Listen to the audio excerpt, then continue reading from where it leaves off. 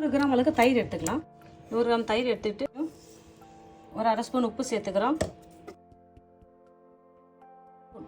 1/4 spoon baking போட்டுட்டு இது நல்லா அழகாக நம்ம கலந்துக்கலாம். அழகாக நம்ம கலந்துக்கிட்டோம். மைதா மாவு கொஞ்சம் எடுத்துக்கிறோம். இந்த கப்பால் 1 கப்பு மைதா மாவு எடுத்துக்கிறேன்.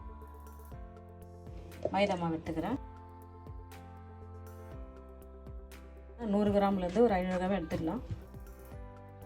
எடுத்துக்கிட்டு இதை அழகாக கலந்துட்டு இதில் கொஞ்சம் கொஞ்சமாக தண்ணி சேர்த்து மாவு பக்கத்தில் நம்ம இதை கலந்து வச்சுக்கலாம். இதில் நம்ம ஒரு 2 டேபிள் ஸ்பூன் அளவுக்கு எண்ணெய் சேர்த்துக்கலாம். 2 டேபிள் ஸ்பூன் எண்ணெய் சேர்த்து கொஞ்சம் கொஞ்சமாக தண்ணியும் சேர்த்து இது நல்ல ஒரு அழகான பக்குவமாக இதை கலந்து நம்ம எடுத்துக்கலாம். தண்ணி சேர்த்துக்கலாம். கொஞ்சமாக தண்ணி சேர்த்து இதை கலந்துக்கலாம். கட்டி இல்லாத கட்டி பதம் இல்லாத நல்லா அழகாக இதை அழகாக கலந்துக்கலாம். கொஞ்சம் கொஞ்சமாக தண்ணி சேர்த்துக்கலாம். 100 மில்லி தயிர் சேர்த்துக்கிறோம். 150 மில்லி தண்ணி சேர்த்துக்கலாம். 150 மில்லி தண்ணி சேர்த்து இது அழகான பதத்துக்கு நம்ம கலந்துக்கலாம். நல்லா அழகாக பிளாண்ட் பண்ணிக்கலாம். கட்டியெல்லாம் இல்லாத சூப்பராக இது நல்லா கலந்து எடுத்துக்கலாம். பாருங்கள், நம்ம எந்த கட்டியெல்லாம் இல்லாத அழகாக கலந்துட்டோம். அப்படியே ஒரு 30 நிமிஷம் இது ஊறட்டும். பாருங்கள், 30 நிமிஷம் ஆகிடுது. பொடியாக நறுக்கினா கருவேப்பிலை சேர்க்குறேன். கொஞ்சம் பொடியாக நறுக்கினா பச்சை மிளகாய் கொஞ்சம் சேர்த்துக்கிறேன். நான் இதில் கொஞ்சம் நறுக்கிய இஞ்சி கொஞ்சம் சேர்த்துக்கிறேன்.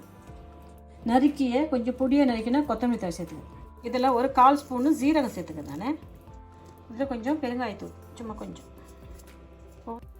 பொடியாக நறுக்கினா கொஞ்சம் வெங்காய இலை சேர்த்துக்கிறேன்.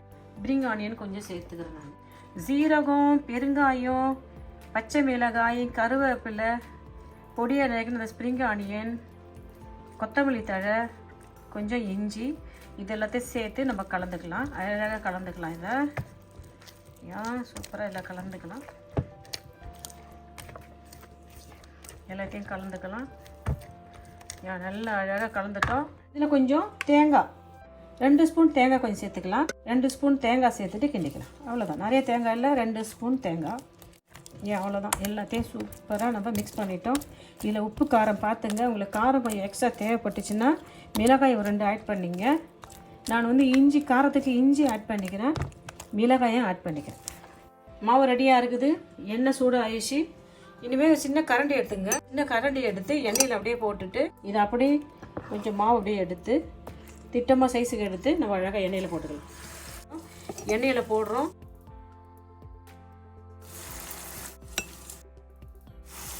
எண்ணெயில் தடவுறோம். அப்படியே எடுத்துட்டு கொஞ்சம் கொஞ்சமாக போட்டு நமக்கு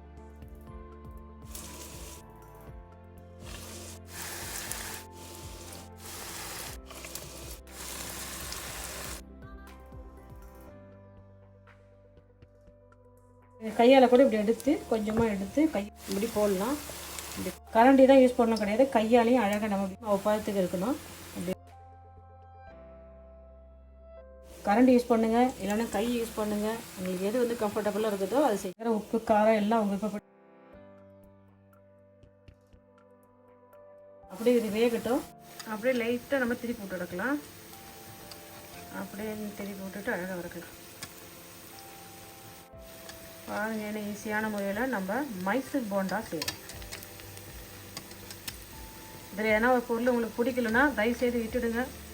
எதனா ஒன்று இதை கூட ஆட் பண்ண சொன்னால் ஆட் பண்ணிங்க. மைசூர் போண்டா ரெடி ஆகுது. நம்ம அழகாக அப்படி திருப்பி போட்டுட்டு இதை அப்படியே பொன்னிறமாக எடுக்கலாம். மிதமான சூட்டில் அழகாக வரங்க.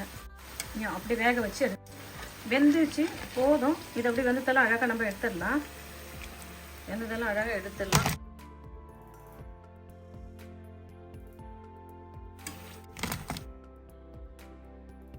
மீது இருக்கிற மாவையும் இதே மெத்தடில் நம்ம செய்யலாம். லைஸாக எண்ணெய் தடவிட்டு வெந்தோம் எடுத்து எண்ணெயில் போட்டுட்டு கரண்டி சைஸ் உங்கள் விருப்பம். எவ்வளோ பெருசாக வேணும் சின்னதாக வேணும். உப்பு காரமாக உங்கள் விருப்பம். இது கூட கொஞ்சம் மிளகு தட்டி போட்டுனா கூட நல்லாயிருக்கும்.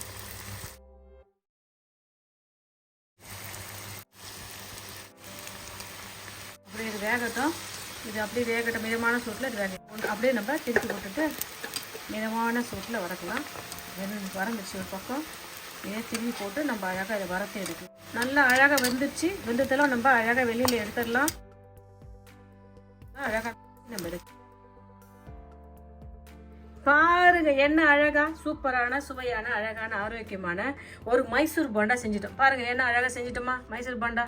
பாருங்க என்ன சூப்பராக இருக்குது. சாப்பிட்டு நம்ம போடுறதால என்ன அழகாக வெந்து சூப்பராக இருக்குது. சட்னி அருமையாக இருக்கும். புதினா சட்னி, உங்களுக்கு பிடிச்ச சட்னி எடுத்து வச்சுங்க. Chilli sauce, sweet chilli sauce எடுத்து வச்சுக்கிறேன்.